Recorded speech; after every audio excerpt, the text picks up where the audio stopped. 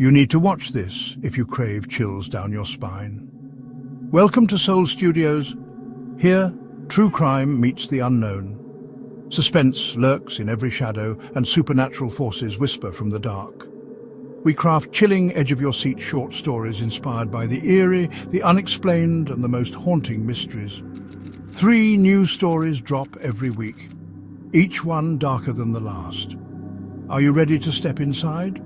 Subscribe now before the next story finds you.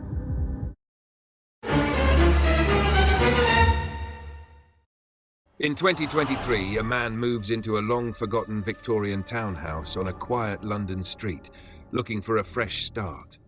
But what begins as a charming old fixer-upper quickly turns into something much darker when he discovers a chilling mystery hidden beneath the home's foundation. Flickering lights, whispers in the dark, and footsteps where no one should be lead him deep into a century-old secret buried, literally, under his feet.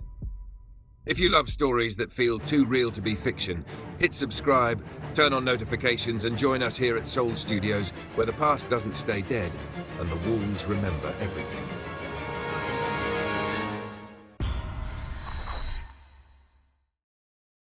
My back pressed against the cold basement wall, and I struggled to steady my breathing. The beam of my flashlight jittered across stacks of mildewed boxes and the old brickwork lining the cellar. A deep thudding sound echoed from somewhere just beyond the wall I was leaning on. Each heavy blow vibrated through the brick and into my spine. Something was on the other side, pounding furiously to get out. My pulse thundered in my ears as I realized I was not alone down here. A final massive bang sent a spiderweb of cracks skittering across the brick wall. Dust rained down from the low ceiling. I choked back a cry and raised my flashlight with a trembling hand. The bricks bulged outward as whatever was inside struggled against them. In the thin beam of light, I saw one brick slide forward, dislodged from decades of mortar. A 2-inch gap yawned in the wall, black as a gaping mouth. For a moment, everything fell unnaturally quiet. I held my breath, ears straining in the darkness. A faint shuffle came from the gap in the bricks, then a whispering scratch. It sounded like nails or bones scraping slowly across the inside of the wall. The sheer wrongness of it raised every hair on my body. My mind screamed to flee, but my legs refused to move. I felt drawn to that broken section of wall, compelled by equal parts terror and morbid curiosity. I inched closer, teeth clenched so hard my jaw ached. "Hello," I stammered, barely audible. There was no response, only another soft scratch from behind the bricks. The flashlight flickered, its beam dying for a split second before sputtering back. In that brief darkness, I thought I heard a hushed voice join the scratching, a breathy sigh that might have been my name. I swallowed, my mouth bone dry, and cautiously pressed my eye to the narrow gap in the bricks. At first, I saw only pitch black. Then, as my vision adjusted, I realized I was looking into a hollow space inside the wall. The flashlight's glow slanted through the crack, illuminating what looked like a small room or cavity that shouldn't have been there at all.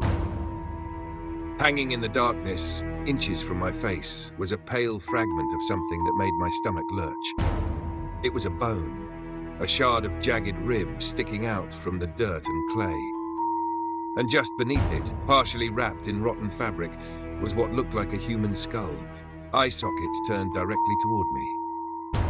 I stumbled back with a shout, my flashlight clattering to the floor. The pounding behind the wall erupted again, furious and desperate. Bricks started shattering outward, and with a cry I threw my arms up to protect my face. I knew I had to run, now, or I might not get out of this basement alive.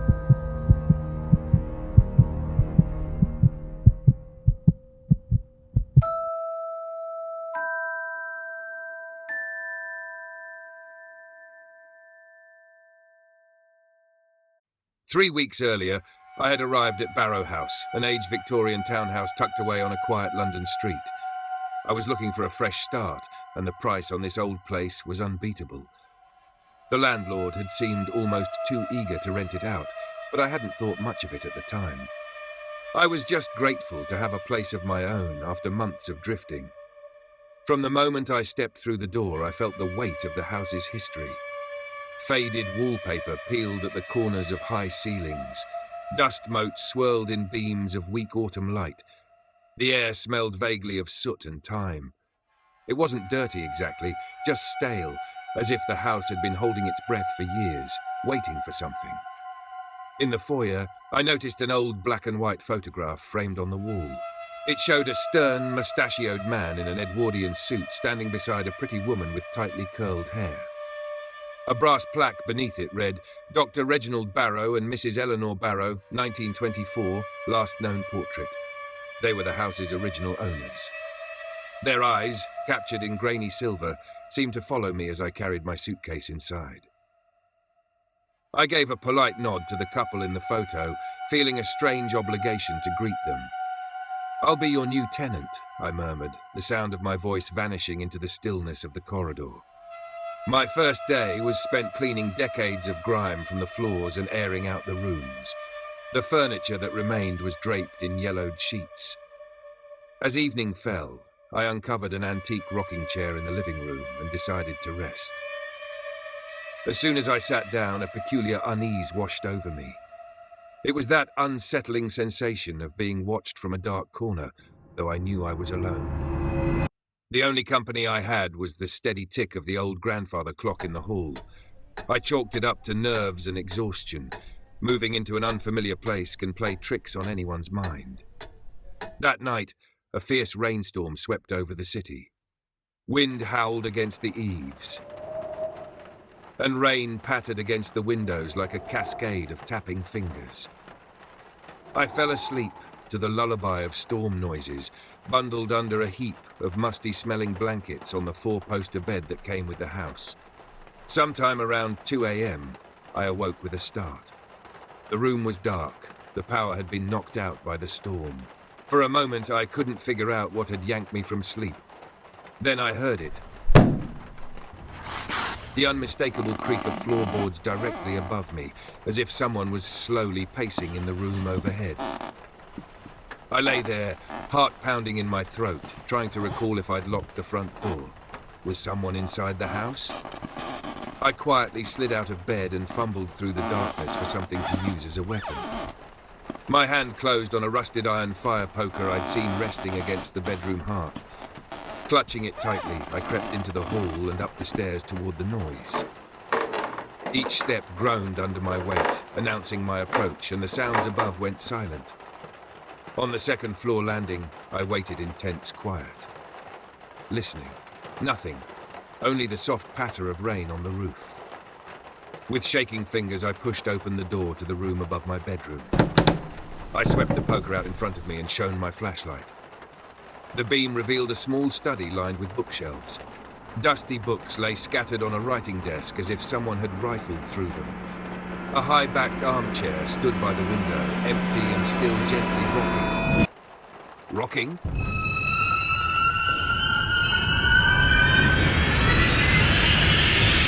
My breath hitched. The armchair was indeed moving, swaying ever so slightly, as if someone had been sitting there moments before and had just stood up. I walked over and placed a hesitant hand on the back of the chair. It was warm. A single lamp on a side table flickered, then blazed to life as the electricity returned. I jumped at the sudden brightness. Clearly, I was on edge from the storm and the move. The logical explanation was that I'd left a window open and a draft had stirred the rocking chair. Yes, that had to be it. Trying to calm myself, I checked the window. It was shut tight. The chair's subtle motion stopped. I couldn't explain the warmth I'd felt. Perhaps it was my own body heat transferred by touch, I reasoned. Shivering, I returned to bed and convinced myself that an old house has its quirks and creaks. No big deal. Still, it took over an hour to fall back asleep, every fibre of my being tuned to any noise in the dark. In the days that followed, I settled into a routine. By daylight, Barrow House felt almost charming with its antique fixtures and sunlit rooms. I spent mornings in the kitchen, sipping coffee by a little window that overlooked a neglected rose garden out back. Sometimes I imagined the house in its heyday, a place of Edwardian dinner parties, laughter in the parlour, the smell of pipe smoke and rosewater perfume. There was a kind of faded glory to it that I found endearing. Yet, as the sun dipped low each evening, the atmosphere changed. The shadows lengthened, and the rooms took on a heavier, watchful silence. Little things started to disturb me.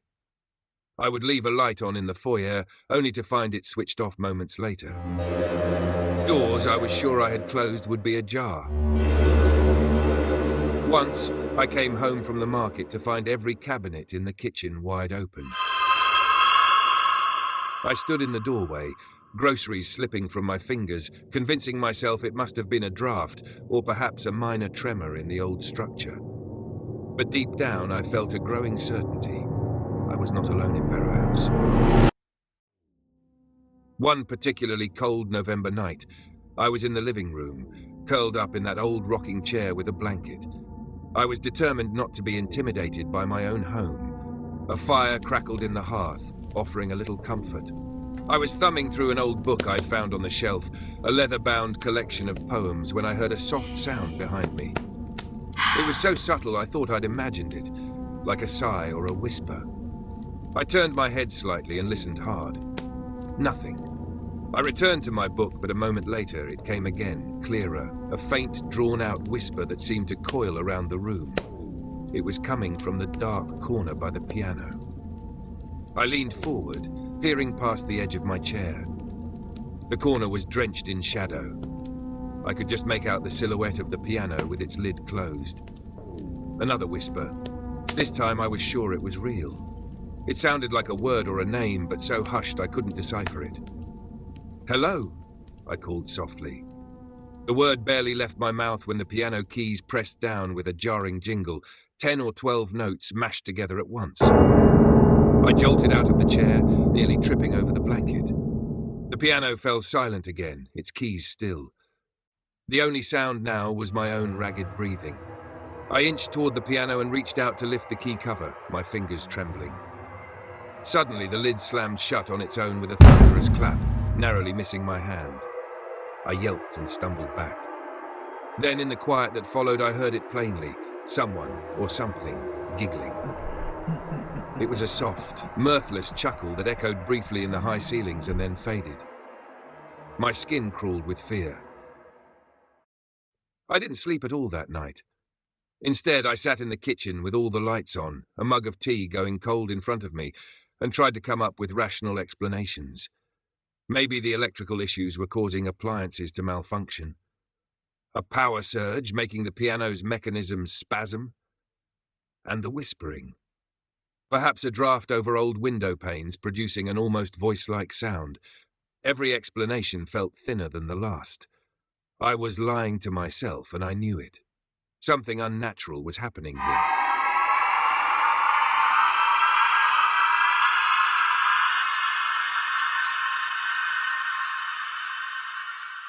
The next morning, bleary-eyed and jumpy, I decided to do some research. If this house had a dark history, I needed to know. At the local library, I combed through old newspaper archives and public records. It didn't take long to find an entry on Reginald Barrow and his wife Eleanor. In July 1925, Eleanor Barrow had vanished without a trace. According to the brittle newsprint, the renowned Dr. Barrow claimed his wife had simply left to visit relatives in America and never returned. But neighbours suspected foul play. Scotland Yard investigated and strongly believed Dr. Barrow had murdered her. However, they found no body. Dr. Barrow, under mounting suspicion, sold the house and fled England with his young secretary, his mistress, the papers implied, later that year. He was never caught. Eleanor's fate remained an unsolved mystery. I sat back in the library chair, chills prickling my arms despite the warmth of the reading room. A missing woman, a suspected murder in my house.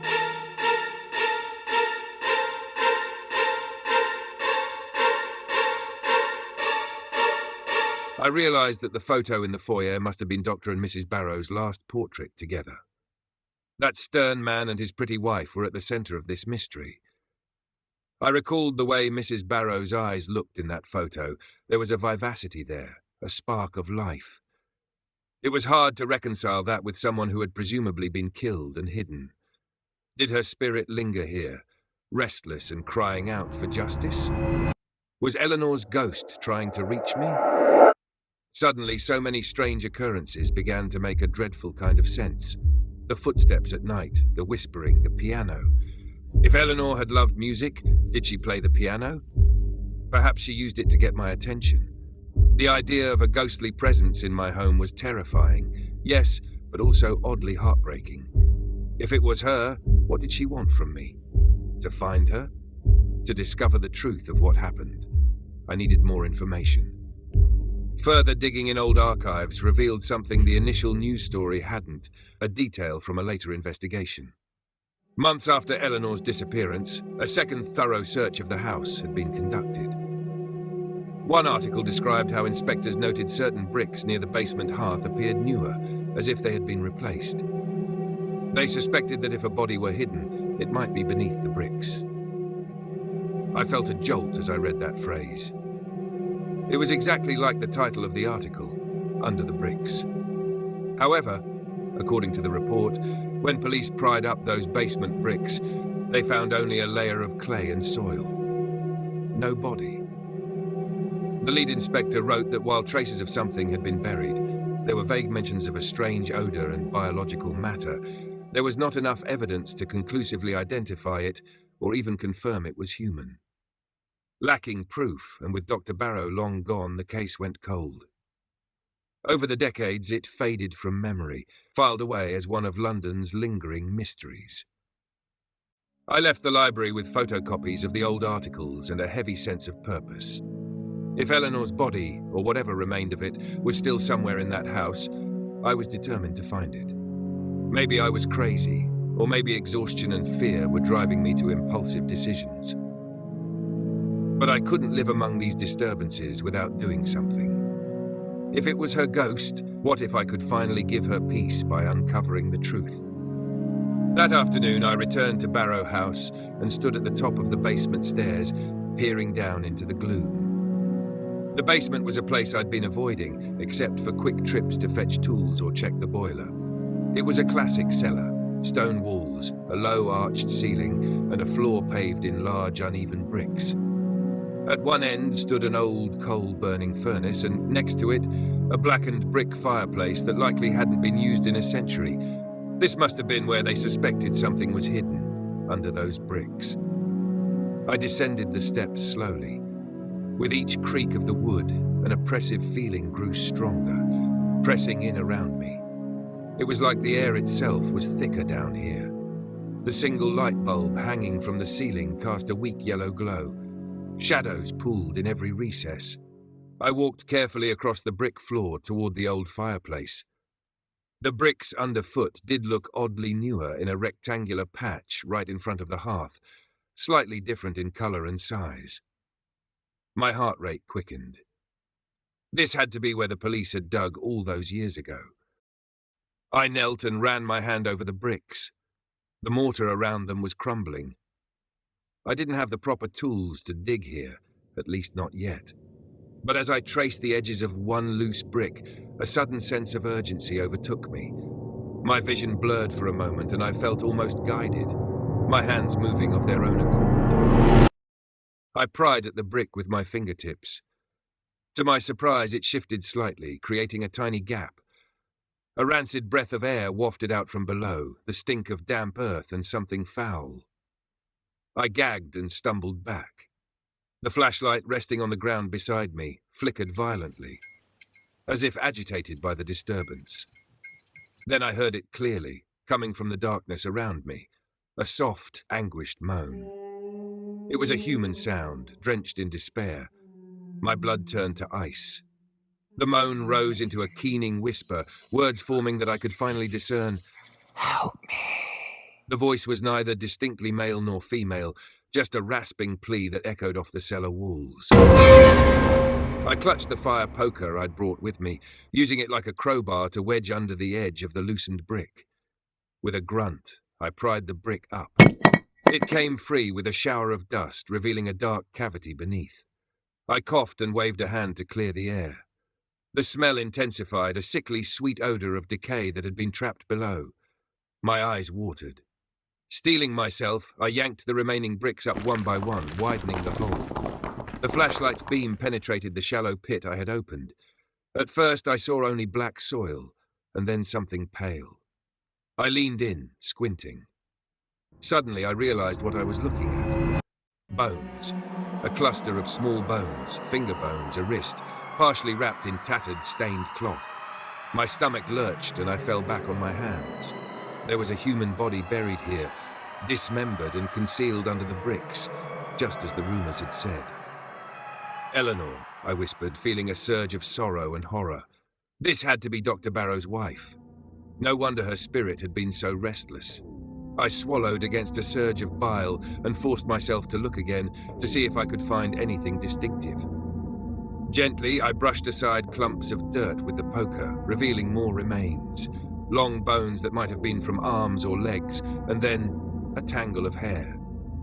Long, dark hair matted with soil. It clung to a piece of deteriorated scalp still attached to a fragment of skull. I recoiled instinctively, nearly dropping the flashlight. It was gruesome, but it was evidence of a life brutally cut short. My mouth was dry, heart hammering against my ribs. I had to call the police, of course. But part of me hesitated. This was a decades-old crime scene. Would unearthing it stir up even more fury from the spirit haunting this house? I realized I was holding my breath and let it out in a trembling exhale. The air felt a bit lighter, as if the room itself had exhaled with me. In that moment, I felt no malice around me, only a profound sadness and longing. Perhaps Eleanor's ghost wanted this to happen, to finally be found. "Don't worry," I found myself saying aloud softly. "I'll make sure you get the justice." Before I could finish, the single light bulb overhead burst with a pop, plunging the basement into darkness. I cursed under my breath, suddenly blind. The flashlight on the ground was my only light now, and its beam was weak and wavering. I picked it up and swept it nervously around the cellar. The shadows leapt and danced on the stone walls. The feeling of malice was back, stronger than ever. It pressed on me from all sides, crawling over my skin. From the corner of the basement, near an old shelving unit, came a sound of something scraping against the floor. I pointed the flashlight there. The shelves were crammed with dusty jars and tools. Nothing should have been moving, yet I could hear it. The slow drag of a heavy object across bricks. Then, with a metallic clatter, a hammer fell off the shelf and landed on the floor as if pushed by an unseen hand. I yelped, the sudden noise setting my heart racing. Then, all around me, footsteps. Slow, deliberate, invisible footsteps circled the perimeter of the basement, the sound of weight on the brick floor, one step at a time. I spun in place, trying to follow the noise with my light, but I saw nothing. The footsteps sped up, pattering now as if someone was rushing toward me. I stumbled back until I hit the brick wall. "Who's there?" I shouted, voice cracking. The footsteps stopped. In the hush, I realized I was whimpering under my breath. The temperature plummeted. I could see my breath puffing out in clouds. I knew then that this presence was not the gentle, sorrowful one I'd felt moments before. This was something else, something angry. I clutched my arms around myself, desperate for any hint of where it was. A loud crack suddenly reverberated at my back. The brick wall itself shuddered. I leapt forward in fright. Another crack. The sound of mortar splitting came from behind me. That's when I heard the first heavy thud, like inhuman fists or shoulders ramming against the wall from the other side. Dust trickled from the ceiling with each blow. My mind spun. Was it possible there was a hidden chamber or crawl space behind this part of the wall? It hadn't even occurred to me that the basement might have more secrets beyond the floor. The thudding grew more insistent, bricks loosening. I realized with dawning horror that maybe Dr. Barrow's wife wasn't the only victim.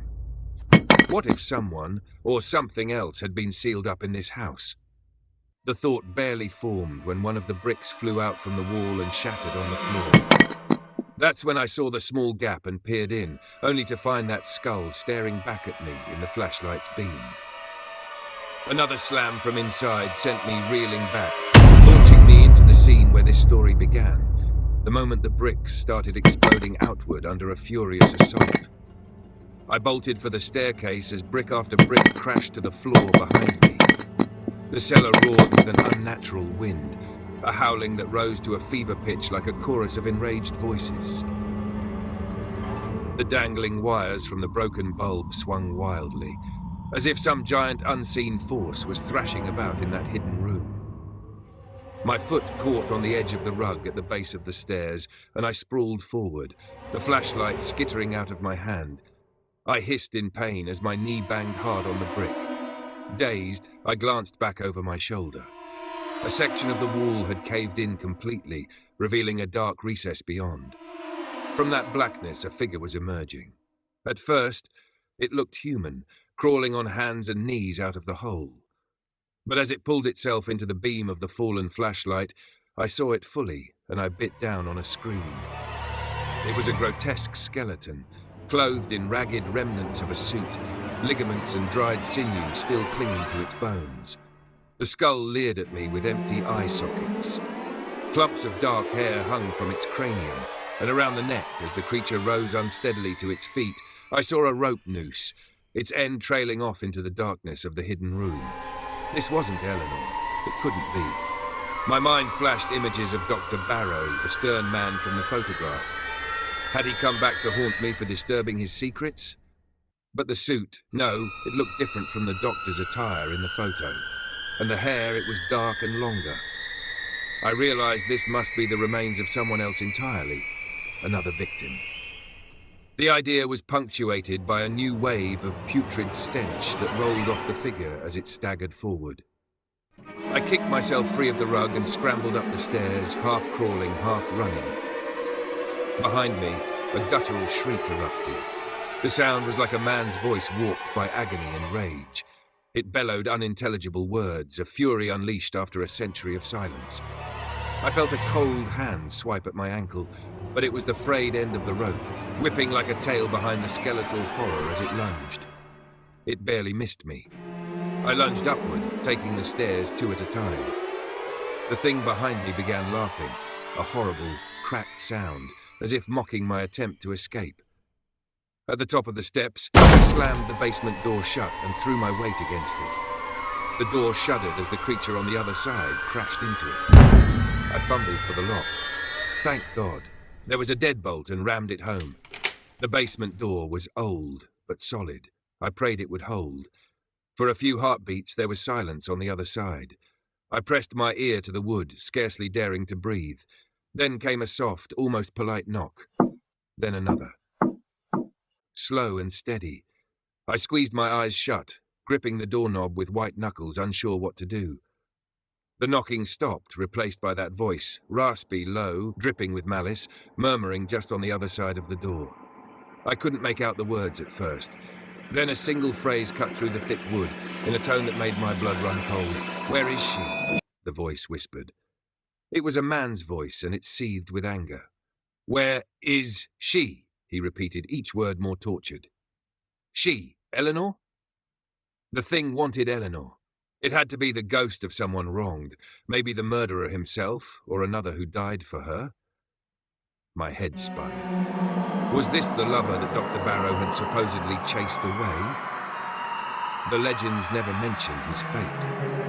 Or had Dr. Barrow killed an innocent man? All I knew was that the presence on the other side of that door was not at peace, and it was fixated on the missing woman.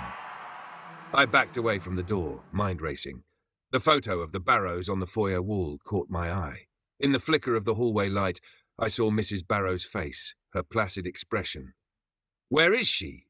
That awful voice growled again, louder this time, erupting into a frenzy. "Where?" The door shook as something heavy slammed into it. Wood groaned but held. I realized then that maybe the ghost of Eleanor had not been the one haunting me all along. Perhaps it was this vengeful spirit, this male figure, trying to find her. Possibly the man she'd had an affair with. What if Dr. Barrow had killed her lover and entombed him behind that wall? The pieces fell into place with sickening clarity. The male corpse, the noose. Maybe he was strangled. The lover's whispers and laughter turning to rage.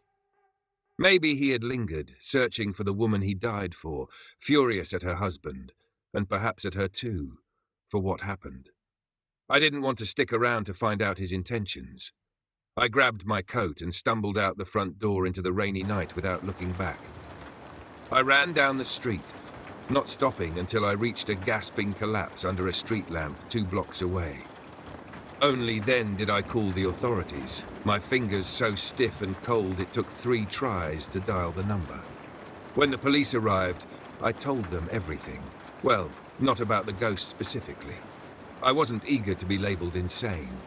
I explained that I had been renovating the basement and discovered human remains under some bricks. The supernatural events I left out, attributing my panic to the shock of finding the body. Given the tangible evidence of a corpse, they took my report seriously. It was near dawn by the time forensics finished their initial work at Barrow House. I stood outside, wrapped in a blanket someone had given me, watching as a coroner's team carefully removed 2 sets of remains, the bones I'd found in the floor and the fully articulated skeleton from the wall cavity. It was surreal to see those black body bags being carried out, knowing they contained answers to a century-old mystery and horrors that had walked and whispered in my house. I half expected to see some spectral form trailing after them, but the only shapes moving were those of the officials and the first light of dawn cresting over the roofs. In the weeks that followed, the story that unfolded shocked the nation. Forensic analysis confirmed my discoveries. The remains I'd uncovered beneath the bricks in the floor were indeed identified as belonging to a female from the 1920s era, presumed to be Eleanor Barrow.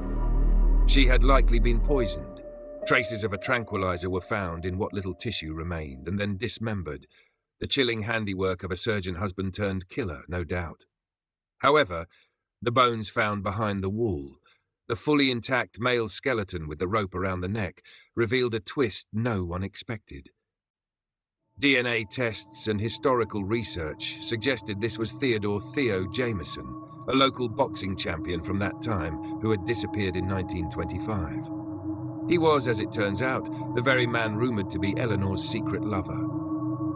Dr. Barrow had murdered him in a jealous rage, hiding his body behind the cellar wall, bound in a noose to stage a suicide.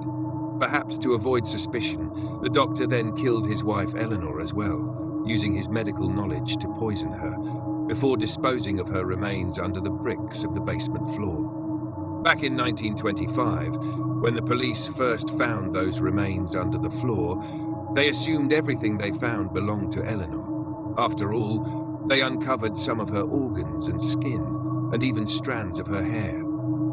It appears Dr. Barrow had attempted to cremate or dissolve Theo's body, but when that failed, he hid what he could in the wall and used some of Eleanor's identifiable features, like her hair and nightclothes, with the remains under the bricks to mislead investigators.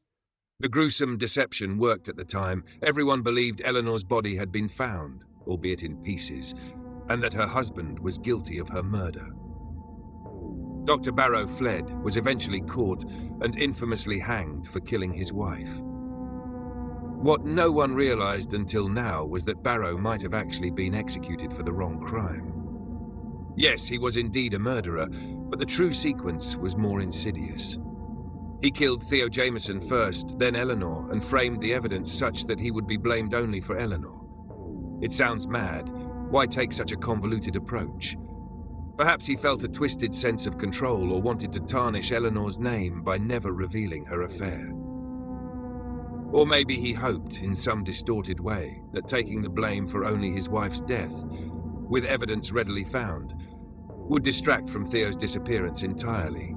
We will never know his full reasoning. What we do know is that it took 100 years to piece together what really happened in Barrow House. Modern DNA tests on the male skeleton confirmed it was not Dr. Barrow. Some early rumours speculated the doctor might have walled himself up. No, the doctor was executed and buried elsewhere. It was the long-lost boxer. The noose around his neck and hairline fracture in his skull told the story of a brutal murder staged as a hanging. This evidence, coupled with the forensic re-examination of the female remains, finally set the record straight. Eleanor Barrow was indeed murdered by her husband, but she was not alone in her fate. Theo died trying to love her, and both were victims of Dr. Barrow's monstrosity. The paranormal events I experienced ceased entirely after that night. Barrow House was disturbingly quiet when I finally worked up the nerve to return with an investigator to collect my belongings. The oppressive atmosphere had lifted. It was just a house again, albeit a scarred one. I felt in my heart that Eleanor and Theo's spirits were at rest now that the truth was uncovered and their bodies properly laid to rest. And yet, some nights, I awaken in my new apartment to a faint sound that I struggle to dismiss as imagination. It's the soft creak of a rocking chair, or the gentle plink of piano keys in another room. Sometimes it's a barely audible whisper of a name I cannot quite catch. In those moments, I hold my breath and listen. My mind flashing back to that old Victorian house and the tragedies entombed within its walls. I wonder if perhaps some echoes of Barrow House will always follow me. After all, when you invite the past in, when you knock loose the bricks that have held it in, who's to say you can ever fully contain it again? In the end, the story of Barrow House remains both a resolution and a haunting. The mystery that eluded Scotland Yard for a century has been solved, the vengeful spirit appeased. But the cost of knowing the truth is that I can never unsee those horrors or unhear those midnight whispers. The experience has lodged itself under my skin, a reminder that some secrets, once unearthed, cling to you like the dust of a long-sealed tomb.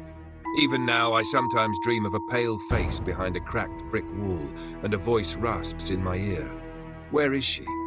Only now the words distort into a new question that chills me awake. Where are you?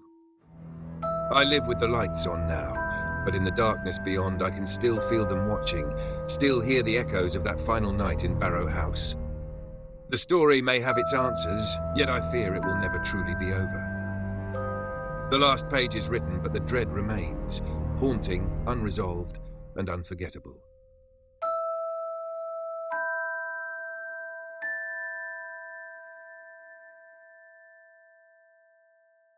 If you made it this far, just remember, sometimes the scariest part isn't what's hidden, it's what's finally uncovered. The truth behind Barrow House took a century to piece together, but some doors once opened never truly close. And if you ever hear whispers behind the wall, don't answer. Some secrets stay buried for a reason, but when they claw their way out, they bring the past with them. Every story has an end, but here, the mysteries never stop. Thank you for watching and being a part of this journey into the unknown. Your support keeps these stories alive, and there's plenty more waiting for you. We drop 3 new stories every week, so if you crave suspense, the unexplained, and the downright chilling, make sure you're subscribed and ready for what's next. Until then, keep your lights on, your doors locked, and remember, some stories stay with you long after they're told.